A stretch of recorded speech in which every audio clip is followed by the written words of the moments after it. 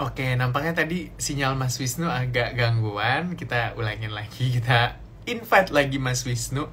Karena tadi sinyal Mas Wisnu kayaknya lagi gangguan. Kita coba lagi ya. Oke, saya coba dulu buat undang kembali Mas Wisnu. Tadi soalnya, padahal udah seru. Coba kita undang dulu Mas Wisnunya. Buat Besti Cuan, kalau tadi punya pertanyaan di kolom Q&A dan belum terbaca, mungkin Besti Cuan boleh taruh lagi kolom pertanyaannya di kolom Q&A. Nanti kita akan naikin lagi. Saya undang kembali dulu Mas Wisnu. Soalnya tadi, oke. Mas Wisnu apakah sudah bergabung?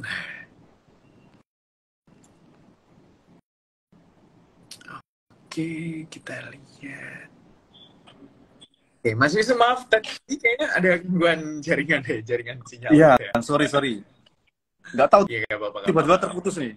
Iya, nggak apa-apa. Waduh. Nggak apa-apa. Oke, boleh dilanjutin. Tadi kita bahas soal risk reward ketika nantinya arah ARB-nya itu benar-benar simetris gitu. Nah, berarti apa tuh yang harus dipertimbangkan lagi nih buat Besti Cuan?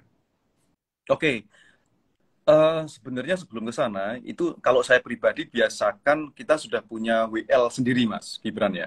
Artinya dengan kita memiliki WL, itu kita jadi tahu karakteristik si emiten itu seperti apa. Karena kalau kita nggak mengenal si karakteristik si emiten ini, artinya setiap ada yang hijau kita HK, ketika rame kita entry, dan tiba-tiba ada guyuran yang masif, kita nggak siap gitu.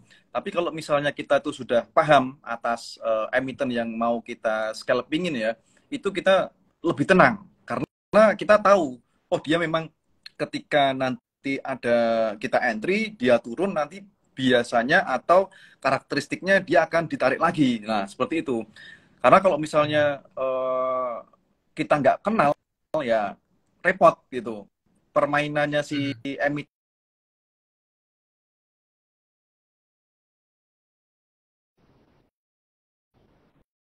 terus. Halo, ya. Iya, iya. Oke. Nah, Kedengeran kok, kedengeran. Nah, memang bukan jaminan ya bahwa pola setiap emiten itu akan terulang terus setiap harinya. Cuman minimal kita akan lebih tenang, lebih pede, percaya diri untuk entry di harga yang menurut kita memang ini cocok. Nah, saya biasanya kenapa saya bisa bilang ini cocok? Biasanya saya akan mengenal di mana supportnya, kemudian di mana resistennya. Dan dia sudah naik berapa kali sehari. Katakanlah kalau misalnya setiap hari dia sudah arah, atau dia memang sudah naik signifikan setiap harinya, saya akan lebih berhati-hati. Saya akan lebih, ibarat saya itu seorang driver, saya akan lebih sering atau melihat rem saya. Gitu. Tapi kalau misalnya memang saham ini baru mulai uptrend, ya saya akan lebih untuk main panjang itu masih memungkinkan gitu. Nah, sebelum kita entry, yang tadi poinnya adalah kita harus mengenal si emiten. Biasanya saya akan mengecek support resisten 2 hari sebelumnya itu seperti apa, ya. Kemudian saya detailkan lagi untuk di chart menitannya ya, bisa 3 menit, bisa 1 menit untuk melihat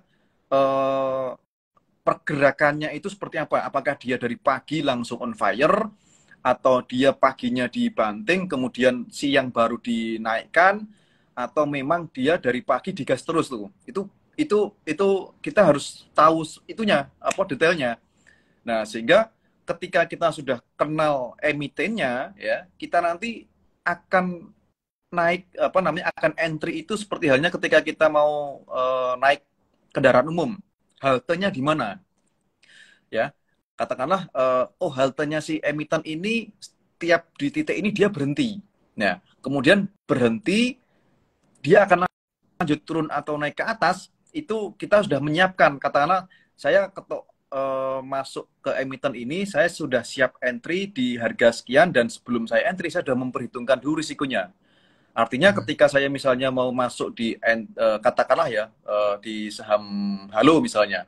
Di Halo beberapa hari ini kan uptrend terus dia. Nah, karena uptrend terus, saya entry-nya lebih hati-hati. Karena sesuatu yang sudah naik tinggi, itu biasanya pasti ada koreksi terlebih dulu ya. Karena apa namanya, ya wajar karena mungkin sudah Mhm, ketika kita mhm. mau scalping di saham tersebut, kita harus memperhitungkan dulu, oh ini saya masuk masuk di saham si Halo ini, saya siap entry di area 200 katakanlah, tapi ketika terjadi guyuran di 198, 196, apapun yang terjadi saya harus exit. Artinya mau terjadi ARB simetris pun kalau disiplin ini kita bisa berlakukan, itu sebenarnya nggak ada masalah Mas Gibran gitu. Mhm. Karena Oke, musuh disiplin terbesar kuncinya ya seorang Mas ya. scalping itu diri sendiri, betul. Musuh Benar. terbesar scalping Mhm. itu diri sendiri.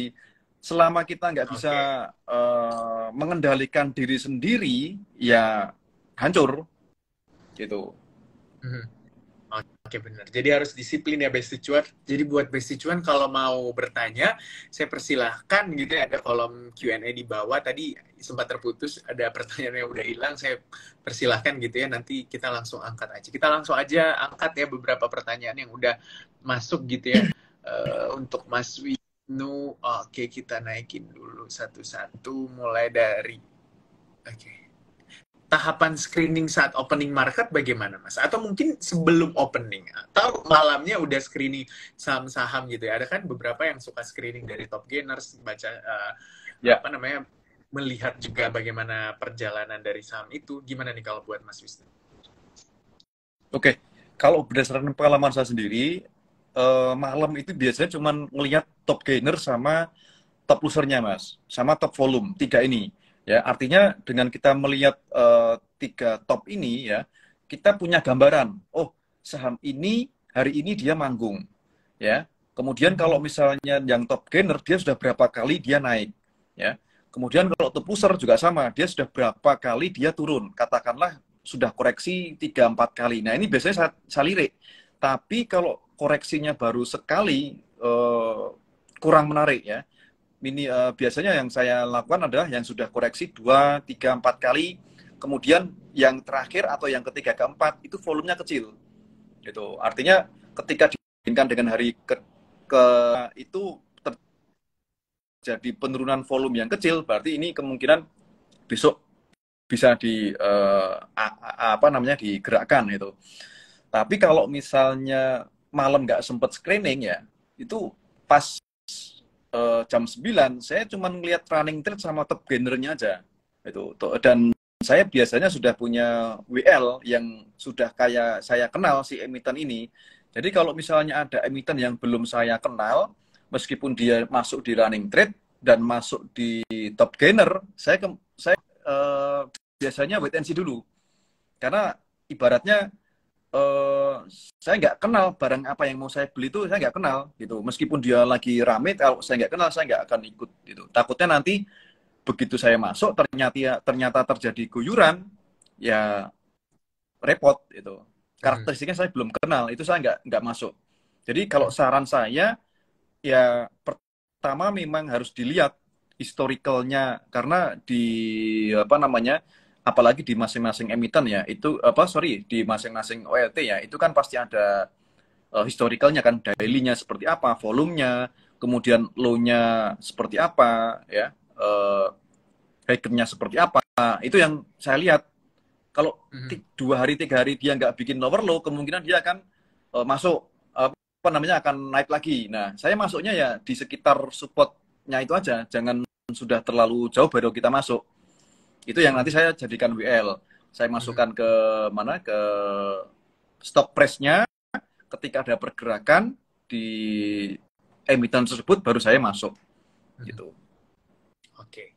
Ini ada lagi yang bertanya, Mas, bagaimana cara melihat bid offer yang menarik gitu ya, dan juga bagaimana tips untuk yang habis kena mental trading kalau habis loss Hmm. besar gitu. Mungkin dari yang pertama dulu nih, lihat bid offer yang menarik. Apa sih yang diperhatikan gitu? Apa kalau bidnya rapi gitu ya, ini menarik gitu, atau bidnya gede-gede atau kayak gimana? Ya, sebenarnya kalau bid offer yang menarik itu harus kita bisa merasakan sendiri sih Mas, karena ada yang bisa di teori, ada yang memang kita bisa setiap hari mantengin itu baru bisa kita bilang ini menarik gitu. Karena kalau misalnya logika yang secara teori ya menarik ya pasti yang bidnya besar, overnya kecil itu yang menarik. Kemudian ketika terjadi penjualan masif ya, artinya bidnya diguyur dia kuat, ini juga menarik. Cuman sekarang ya tanda kutip banyak prank-prankan gitu. Maksudnya bidnya kecil pun dia sahamnya naik terus. Teman-teman bisa ngelihat PTMP. PTMP itu kalau misalnya kita perhatikan ya, overnya kan bisa puluhan ribu itu. Cuman sedangkan bidnya itu cuman ribuan, cuman 2.000, 3.000, 1.000. Overnya itu puluhan ribu. Tapi apa yang terjadi setiap hari? Overnya yang puluhan ribu dimakan terus. Nah, artinya mematahkan teori yang bidnya lebih besar akan lebih bagus dibandingkan over yang tipis. Sama PTMP bisa patah itu teori itu. Nah, kalau kalau menurut saya bid over yang bagus itu ya yang ketika terjadi guyuran masif, artinya bidnya diguyur dia tetap nggak turun lagi. Contohnya ya kayak tadi yang ada di cuan ya, itu bidnya apa diguyur ditahan terus. Cuman kalau kita ngomong secara teori nggak ada yang bisa 100% tepat, kecuali kita memang benar-benar bisa merasakan si emiten ini. Ya cara merasakannya gimana? Harus dipantau. Itu ini di area sini kok terjadi guyuran masif tetap kuat ya. Kemudian overnya dimakan terus. Nah, itu baru bisa dibilang oh ini oke. Saya baru bisa masuk ya. Cuman kalau bidnya besar-besar rapi-rapi itu malah menakutkan. Takutnya nanti tiba-tiba bidnya hilang kemudian turun, wah repot gitu. Dan biasanya kalau saya ngelihat ya pakai slot belotnya itu, karena slot belot itu menurut saya dia adalah aktual dari pergerakan si emitennya itu ya. Artinya emiten mulai di harga berapa, kemudian banyak yang haki di harga berapa. Ketika banyak yang haki di harga sekian tapi dia masih tetap kuat, berarti dia memang ada yang jagain gitu. Tapi ketika jualan masif dia lanjut terus nggak ada yang nahan, ya berarti memang nggak ada yang jagain. Artinya kita jangan masuk dulu gitu. Bisa dirasakan sebetulnya selama teman-teman itu misalnya sehari 2 hari aja ngeliatin bid overnya itu kan pasti nanti bisa merasakan lah. Oh ini bagus, ini kurang gitu. Oke. Mas, ini ada yang nanya lagi. Banyak banget nih pertanyaan buat Mas Wisnu ya. Jadi ayo nih Besti Cuan, nanya aja. Cara menentukan titik entry dengan teknik Bang Jo ini gimana? Gimana Oke. Mas? Bang Jo itu sebenarnya kalau untuk teknik Bang Jo itu sudah saya share ya, free. Jadi free di headline Instagram saya, free. Itu sebenarnya hanya implementasi dari MA5 dengan MA10 ya. Karena ketika MA5 dengan MA10 itu sebenarnya gambaran psikologi si market ya. Karena bisa kita cek ya, nanti teman-teman bisa dicek pakai chartnya masing-masing ya. Ketika MA5 di bawah MA10 cenderung harganya dia pasti akan downtrend. Nggak mungkin nggak ada teorinya MA5 di bawah MA10 dia uptrend, nggak mungkin ya. Sehingga alat ini, tools ini yang saya pakai untuk melihat suatu emiten itu sedang uptrend, sideways atau downtrend. Nah, tentunya kalau kita sebagai scalper kan carinya pada saat kalau bisa dia pada saat sideways dan dia ancang-ancang mau uptrend. Tapi kalau kita sudah lihat dia uptrend, ya tetap bisa kita pakai, cuman risikonya lebih besar. Nah, jadi kalau teknik Bang Jo itu saya melihatnya ketika MA5 ya mendekati crossing untuk golden cross dengan MA10 itu saya menarik untuk entry. Nah, entry-nya di mana? Ya pada saat golden cross itu. Dan exit-nya di mana? Ya pada saat dead cross. Jadi gambaran itu gambaran simple yang selama ini saya pakai gitu. Dan itu memang apa ya? Memang untuk saham-saham tertentu yang pergerakannya smooth itu bisa dipakai. Ya. Cuman kalau untuk pergerakannya yang terlalu volatile itu nanti akan menimbulkan bias ya. Karena pergerakannya terlalu cepat gitu. Oke. Ada lagi pertanyaan nih Mas Wisnu. Sabar-sabar ya, pertanyaannya banyak. Biasanya untuk cut loss berapa tick di bawah Mas? Atau dipentokin ke supportnya? Gimana nih? Oke, tergantung maksudnya. Artinya semakin besar kita entry volumenya, otomatis risikonya semakin besar ya, setuju ya. Ketika entry-nya besar, itu semaksimal mungkin jual bid. Kalaupun terpaksanya harus CL, itu semaksimal mungkin 2 tick di bawah kita entry itu sudah harus exit. Gitu. Kenapa? Karena kalau kita terlalu lama nahan ya, dan berharap siapa tahu nanti ini naik lagi. Ya, kalau ternyata diangkat ya. Kalau ternyata semakin turun, bahkan nanti bisa air belok, wah itu sudah mengganggu psikologi kita sebagai seorang trader. Karena untuk mengembalikan loss itu ya, itu capek sekali. Karena mental kita sudah kena, modal kita menipis ya, sehingga beban kita itu semakin berat ya. Sehingga kalau misalnya kita tidak mau ibaratnya kehilangan modal kita yang besar juga, kita harus meminimalisir CL-nya gitu.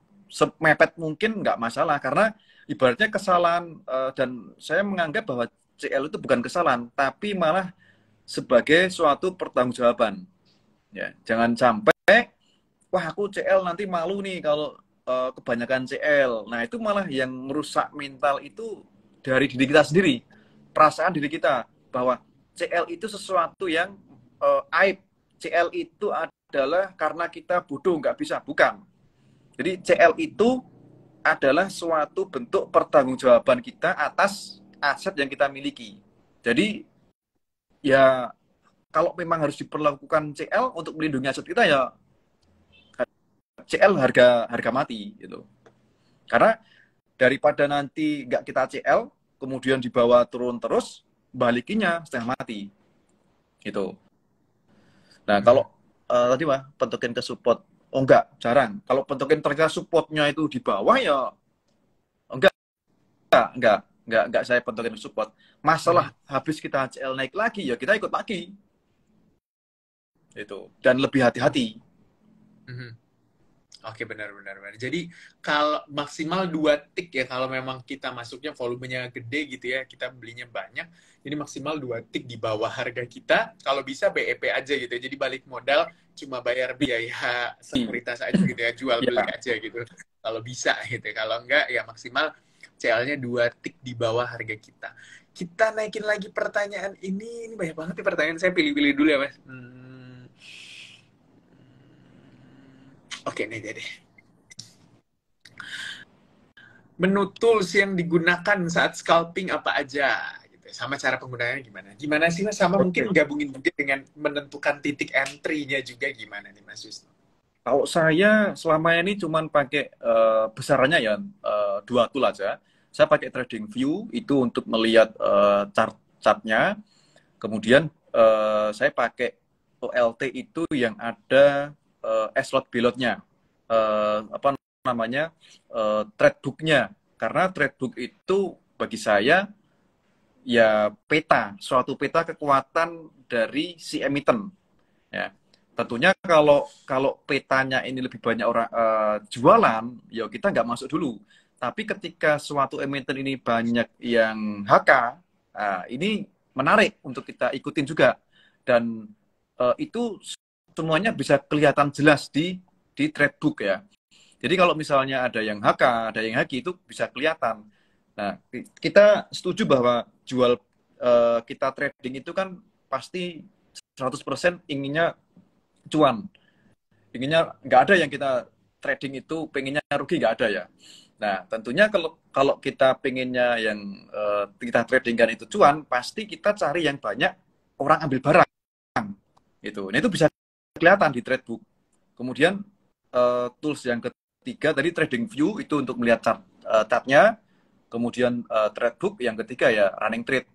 Kenapa saya kasih running trade itu ketiga? Karena running trade ini kan sangat cepat sekali ya, sangat cepat sekali. Itu hanya untuk melihat sekejap mata emiten mana yang rame. Cuman karena saya sendiri sudah punya WL, otomatis saya akan memprioritaskan WL saya dengan trade book dan chart yang saya bikin di TradingView. Itu Mas Imran. Oke. Kita naikin lagi pertanyaan. Oke, ini nih menarik nih.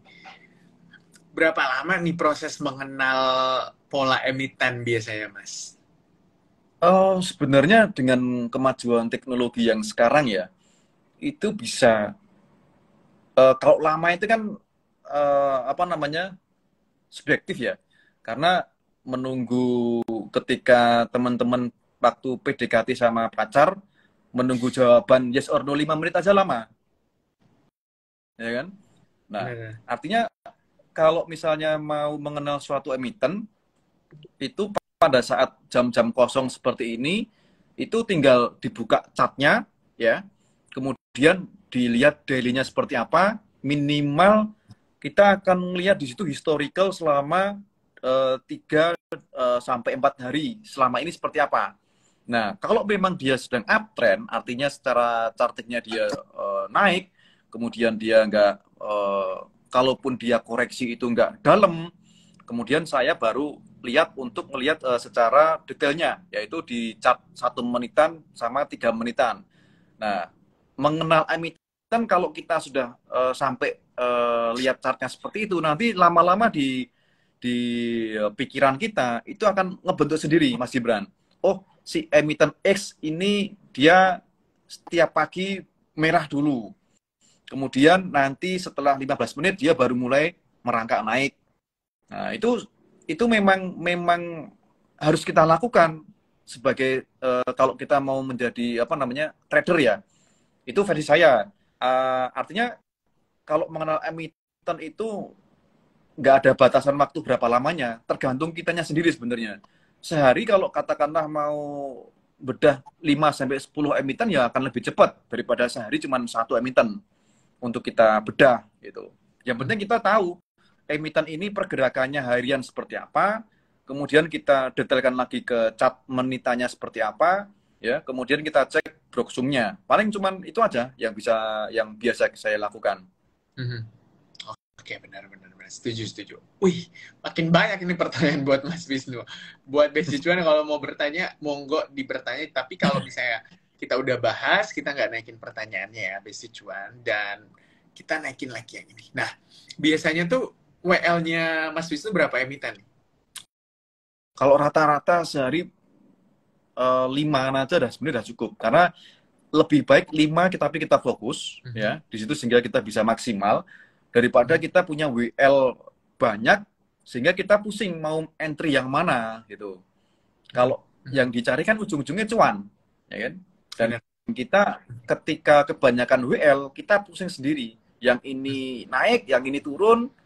Ketika ini mau menyelamatkan yang mana dulu, ya? Misalnya kita punya 10 emiten WL-nya dan kebetulan kita udah masuk semua. Yang 5 merah, yang 5 hijau.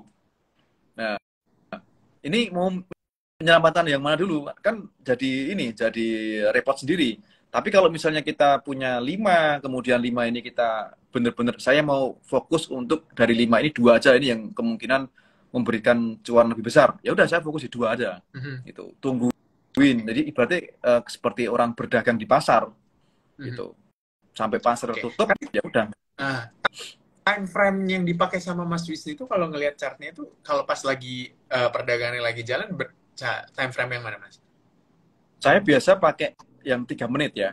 3 menit. Karena kalau 1 menit terlalu cepat ya. Tapi kalau emitennya itu volatilnya kenceng, ya bisa diturunkan ke yang 1 menit. Cuman rata-rata untuk WL saya yang saya pilih itu di 3 menit. Oke, jadi pilihnya 3 menit gitu ya, Mas. Jadi buat Besti Cuan juga kalau mungkin mau menerapkan itu boleh, tapi semua orang juga punya style masing-masing. Jadi kembali lagi ke Besti Cuan. Nah, ini ada lagi nih yang bertanya nih. Biasanya kalau entry HK di over, apa entry di bid nih? Atau terus juga mungkin pas beli tuh sekali beli gitu, atau justru mungkin nyicil-nyicil, Mas, ngelihat kondisi juga dari satu emiten itu. Kalau yang sekali HK ini jarang ya, karena apa namanya rata-rata untuk kondisi sekarang kan market baru volatile ya. Artinya kalau sekali HK nanti langsung diturunkan 2 tik 4 tik pasti jadi apa namanya kaget ya. Biasanya kalau saya menemukan emiten yang seperti itu sudah saya skip duluan Mas Gibran. Artinya ketika kan ada tuh market yang volatil sekali, apa emiten yang volatil kita masuk kemudian langsung turun 3 tik, angkat lagi. Nah, itu saya skip dulu. Nah, kalau cara masuk entry-nya itu biasanya untuk WL saya ngomongnya WL saya itu saya cicil. Jadi kita udah tahu, oh dia itu biasanya pemberhentian area supportnya itu di arah sini. Ya, artinya area sinilah untuk saya ngumpulin barang, gitu. Ya katakanlah saya mau masuk 1.000 lot misalnya, ya saya nggak langsung 1.000. Dan kita lihat juga bid overnya seperti apa. Kalau misalnya kayak Goto, kemudian kayak Bumi, itu masuk 1.000 di papanya dia nggak kerasa. Ya, tapi kalau misalnya kayak saham-saham yang second liner ya, yang bid overnya average-nya di angka 5 ribuan, misalnya mau masuk di atas 5.000, ya kalau sekali HK ya ini apa ketahuan nanti. Nah, artinya kita harus melihat dulu kondisi bid overnya si emiten ini seperti apa, kita mau masuk berapa, kemudian posisinya itu dia sudah uptrend atau sideways. Saya lebih suka masuk itu di saham-saham yang sedang koreksi sideways, Mas Gibran. Karena di sisi sideways itu dia seperti apa namanya menampung. Ya, cuman risikonya ada risikonya. Setelah kita tunggu ternyata dia nggak terbang, ya kita nggak dapat cuan hari itu. Ya, cuman ketika dia itu terbang, cuannya itu bisa langsung untuk menutupi yang hari kemarin katakanlah nggak cuan. Nah, itu saya lebih suka itu dibandingkan untuk saham-saham yang lagi uptrend kita HK. Akhirnya begitu HK turun. Nah, itu lebih banyak loss-nya selama ini. Oke, benar-benar. Oke, ini ada yang nanya juga, Mas. Apakah mempertimbangkan juga akumulasi yang gede gitu ya di satu saham ketika memang Mas Wisnu lagi mantau suatu saham? Jarang sih, Mas, karena kita itu kan scalping ya. Artinya scalping itu murni hanya melihat keramaian market di hari itu. Gitu. Artinya karena kalau akum ini bisa sehari, 2 hari, bahkan ada yang diakum sampai berminggu-minggu, ya. Ketika kita masuk nggak gerak. Nah, karena kan kita mencari momentum yang gerak, ya. Artinya gerak itu ya ada aktivitas di situ jual belinya, sehingga kita bisa ikut nebeng gitu kan. Karena rata-rata ya kalau saham-saham yang sedang diakum itu biasanya dia nggak, pergerakannya dia nggak liar, paling cuman 0,5%, 1% gitu. Dan harganya di situ terus karena namanya baru akum ya nggak terlalu menarik untuk kita masukin gitu. Oke, Mas, ini kan ada orang yang tipikalnya tuh biasanya beli sore jual pagi gitu ya, atau enggak beli pagi jual sore. Nah, kalau Mas Wisnu itu dalam satu hari selalu clean habis gitu di porto buat yang scalping, besok lagi baru mulai lagi atau kayak gimana, Mas? Saya rata-rata katakanlah trading itu 5 hari, 2 dari 5 harinya tuh saya 3 dari 2-nya saya clear. Karena kalau nyimpen itu malamnya tidurnya kurang nyenyak, Mas Gibran. Kepikiran, wah tiba-tiba besok dibuka open gap down, bahkan tiba-tiba bisa langsung ARB, ini piye barangku gitu. Tapi kalau kita sorenya clear, apalagi sorenya mau hari weekend, itu lebih enak. Nah, mungkin saya biasanya gini, nyimpen itu ketika posisinya sudah floating profit, itu baru saya keep. Dan itu pun misalnya katakanlah ngambil sore ya, di sebelum closing itu ternyata ditarik, itu saya keep. Itu besoknya baru saya jual. Tapi kalau memang yang kita simpen itu barang merah atau floating loss, itu begitu market close itu udah kepikiran, wah ini gimana ya besok, gimana ya, apalagi nanti malam keluar berita apa yang sensitif terhadap emiten itu, wah udah itu nggak bisa tidur itu. Oke. Benar. Jadi biar tidurnya lebih nyenyak aja, menghindari menyimpan barang takutnya gitu. Apalagi kalau mungkin nyimpan barangnya sahamnya itu yang udah naiknya itu udah terlalu tinggi beberapa hari gitu ya Mas. Jadi benar-benar harus diperhatikan juga. Kecuali udah floating profitnya udah gede gitu. Kalau udah di atas 30% masih mau nyimpan Mas. Kecuali itu oke lah ya. Artinya kalaupun kena ARB 7% pun masih oke. Cuman kalau floatingnya katakanlah sudah floating loss ya kan, apalagi misalnya sudah ARB, besok masih kena ARB lagi, wah itu karena kita itu jujur yang dijagain itu psikologinya Mas. Jangan Hmm. sampai psikologi itu kita terganggu, ketika terganggu itu udah moodnya itu udah beda sama sama ketika kita cuan gitu loh. Hmm. Yang Bener-bener. dijagain itunya Jadi, pengaruh banget kalau kita spek. Ibaratnya kalau kita waktu saya masih jadi karyawan itu yang dijagain ya perasaan kita waktu mau berangkat kantor itu gimana. Pada saat mau berangkat ke kantor aja sudah nggak enak perasaan, di kantor pasti nggak maksimal kerjanya. benar, benar, setuju, setuju. Jadi benar-benar harus menjaga psikologis dan juga mental ya kalau memang mau nyimpan satu barang atau mungkin ya masuknya ke saham apalagi yang second liner atau third liner. Tapi ngomongin juga Mas soal cara Mas Wisnu nih. Ini tadi ada yang nanya menarik juga. Tunggu saya yakin dulu. Oke, ada nggak sih target harian dari Mas Wisnu gitu? Misalnya sehari harus dapat 2%, seminggu berapa persen gitu. Jadi kalau misalnya kan ada beberapa trader yang saya kenal kalau misalnya udah nutup gitu ya dari cuannya udah nutup untuk beberapa hari, kadang biasa nggak terlalu agresif ketika bertransaksi atau kayak gimana kalau Mas Wisnu?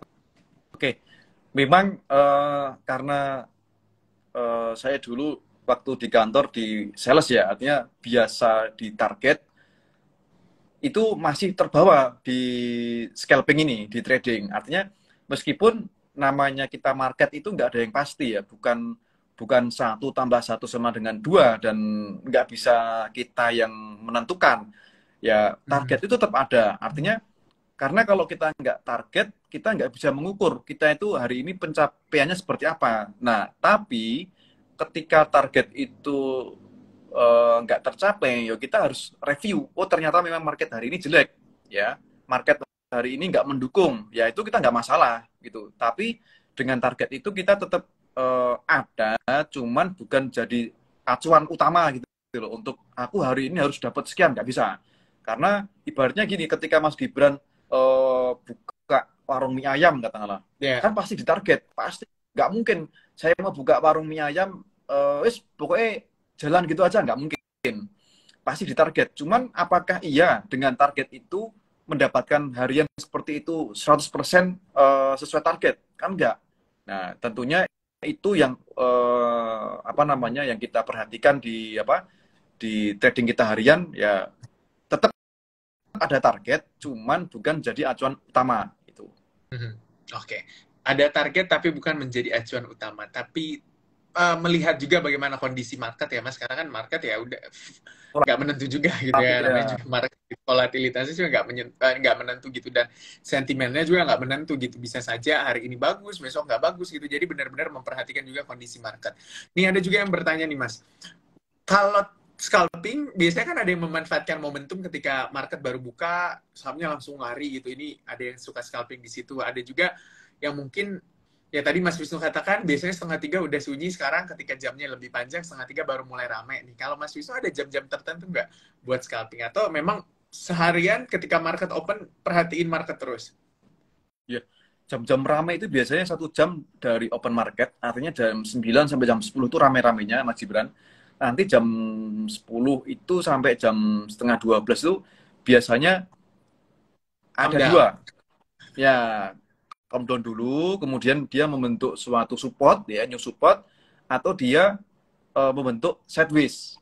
Nah, ketika jam 10 itu saya cari cari itu fase-fase yang seperti itu sideways. Kok dia dijagain terus di sini, kemudian apa namanya, ketika ada yang guyur dia balik lagi ke situ, artinya ini ada yang jagain. Nah, itu saya bisa menarik di situ. Artinya kalau ngomong jam ya nggak setiap jam 9 sampai nanti jam 4 saya standby entry HK, entry HQ itu enggak. Capek nanti. Jadi makanya di sini ada biliar di sini Mas. Nah, Mantap.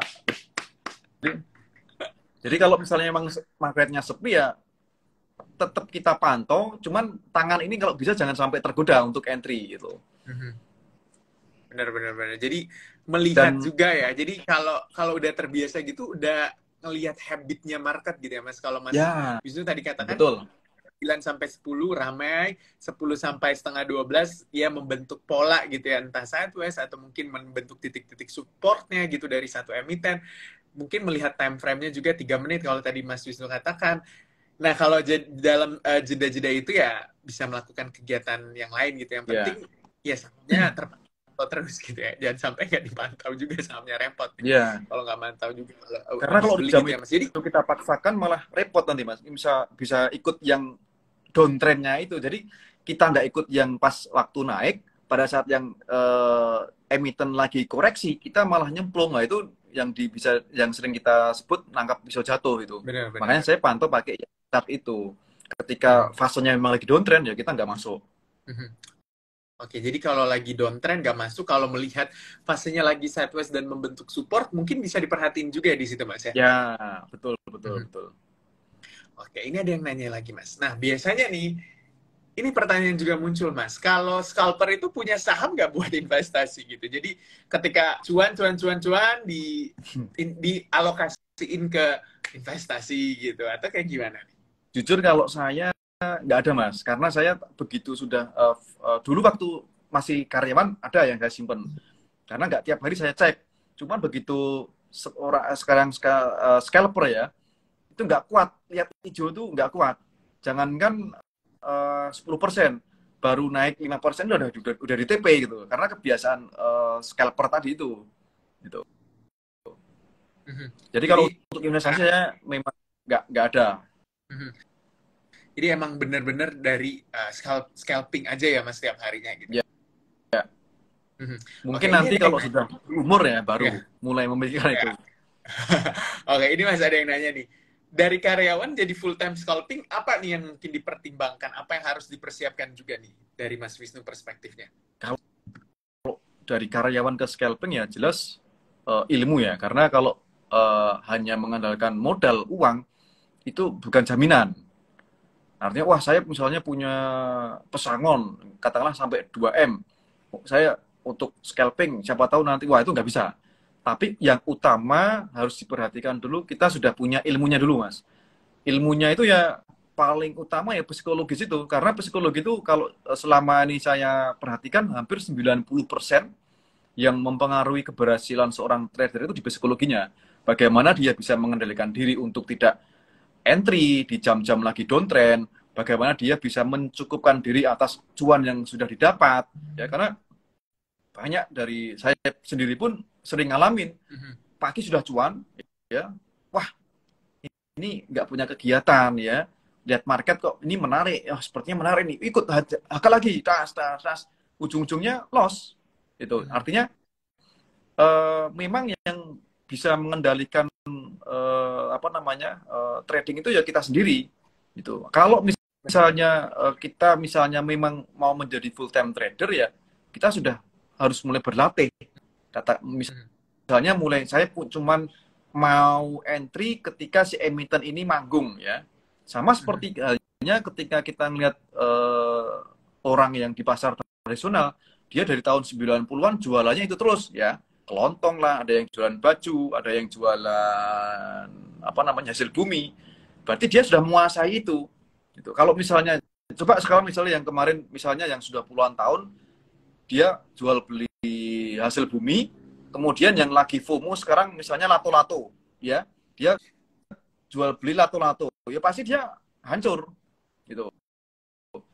Jadi PR-nya kalau misalnya mau menyiapkan untuk menjadi seorang scalper ya, apalagi dari karyawan ya harus punya ilmunya, kemudian di waktu-waktu kosong harus sering berlatih, nggak harus besar satu lot dua lot, kita mengenal emitennya seperti apa, kemudian cara memenangkan diri itu seperti apa, karena ya itu tadi yang merusak kita itu sebenarnya ya emosi, ketidakcukupan, sudah kasih cuan masih kurang, akhirnya masuk lagi loss, gagal, nanti playing victim, kemudian denial, wah saya nggak cocok ini di saham, kemudian saham ini judi, wah macam-macam. Sebenarnya bukan sahamnya yang salah, tapi diri kita sendiri. Sudah dikasih cuan, nggak merasa cukup, masuk lagi. Itu. Jadi bisa dilatih lah mulai dari Gitu. sekarang, Oke, Mas misalnya Wisnu ini tuh, menyiapkan. iya benar. Harus dilatih ya Mas, karena jam terbang itu nggak pernah bohong juga ya, apalagi mengenal satu Ya, emiten. Kalau udah tahu geraknya, lebih enak juga kapan harus titik entry, kapan harus cabut juga dari emiten itu. Mungkin ini banyak yang ketinggalan Mas soal baca bid offer. Kalau ala Mas Wisnu baca bid offer dan juga titik entry-nya nih Mas, boleh di reminder lagi gitu. Gimana nih kalau buat Mas Wisnu? oke. Kalau bid offer itu minimal 2 hari atau 3 hari itu saya sudah tahu dulu karakteristik si emitennya. Contohnya yang kita sebut aja kayak PTMP ya. PTMP itu kalau misalnya dia koreksi 1-2%, saya entry.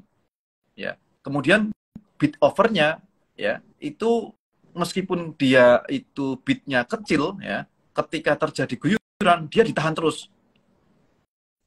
Itu. Nah, hal-hal seperti ini yang memang harus kita latih ya, karena kalau misalnya kita sampaikan secara apa namanya, secara verbal itu seperti halnya saya menjelaskan ke Mas Gibran, Mas, ini kopi ini manis loh. Nah itu gimana cara menjelaskannya? Kalau nggak merasakan sendiri kan, gitu. Benar-benar. Artinya mungkin secara teori itu bisa, ya minimal dari supportnya, kemudian dari belot eslotnya, ketika belotnya ini besar ya dan dia itu harganya di sekitar belotnya itu saya akan masuk karena secara logika berpikir saya ketika belotnya besar ya tapi dia nggak semakin turun berarti di area itulah market makernya menampung barang gitu. Benar-benar. Tapi kalau misalnya di area belotnya yang besar itu harganya 5 tik di bawahnya itu atau bahkan 10 tik berarti dia downtrend itu. Jadi secara teori mungkin penjelasan singkatnya seperti itu ya. Cuman secara kenyataan di lapangan ya teman-teman memang harus merasakan sendiri. Benar. Sama seperti Benar-benar. saya menjelaskan, oh Jadi, kopi ini enak, kopi ini manis loh. Ada susunya, ada creamernya. Cuman teman-teman paling nggak, oh gimana ya nah, itu. ya. Jadi tercipta sense-nya, Mas. Jadi ketika memang Sense-nya. kita sering berlatih, itu ada sense tersendiri. Kayak, oh ini cocok nih, ini bisa nih masuk gitu. Oh ini nggak bisa masuk gitu. Jadi benar-benar dari sense kita masing-masing gitu melihat satu saham, apalagi melihat bid offer-nya. Kalau bid offer-nya kayak gini, oh kita nggak cocok. Kalau bid offer-nya gini, oh cocok nih. Jadi sebanyak apapun teori yang didapat, kalau nggak mempraktekkan, sama Betul. aja gitu ya, Mas. Jadi Betul ya. nggak bakal pernah mendapatkan apa ya Sense. caranya kita gitu, cara kita sendiri gitu ya, Ya. atau sense-nya kita gitu, kita nggak bakal pernah dapat itu. Mas, mungkin ini juga sebagai penutup ya, mungkin bisa bagi tips and trick buat besti-besti cuan yang memang benar-benar mau fokus menjadi seorang scalper, apa yang harus diperhatikan, terus juga apa yang harus dipersiapkan gitu ya, benar-benar supaya siap menjadi seorang scalper ala Mas Wisnu. Oke. Yang pertama yang tadi saya sampaikan ya macam ilmu ini sebenarnya luas ya mulai dari technical kemudian dari cara baca bid offer ya technical baca bid offer dan trade booknya sama mengenal emiten ya. Yang kedua psikologi ini sangat penting ya sangat penting karena jangan sampai kita psikologinya belum matang ya ketika kita di market tidak sesuai dengan harapan kita tuh cepat stres kalau belum disiapkan.